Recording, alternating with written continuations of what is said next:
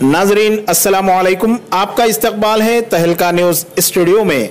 मैं हूं आपका मेज़बान रशीद आलम। आज निर्मल में कांग्रेस पार्टी की जानिब से ज़बरदस्त एहतजाजी रैली निकाली गई, जो ज़िले कलेक्टर की मुंतकली के मसले को लेकर ये एहतजाज अंजाम पाया।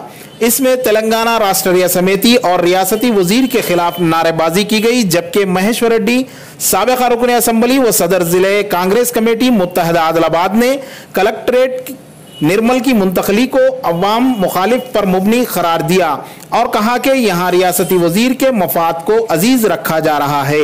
इस रैली में कांग्रेस कायदीन की कसीर तादाद के अलावा सैकड़ों कारकुनान व अवाम की भारी तादाद भी शरीक रही। इस रैली से सड़क पर 30 मिनट तक ट्रैफिक जाम रही और काफी देर तक एहतजाजियों को पुलिस ने समझाया।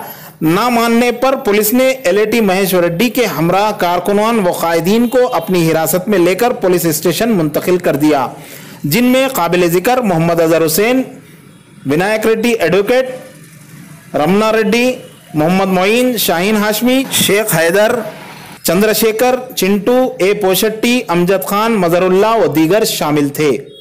ब्यूरो रिपोर्ट, तहलका न्यूज़ 7।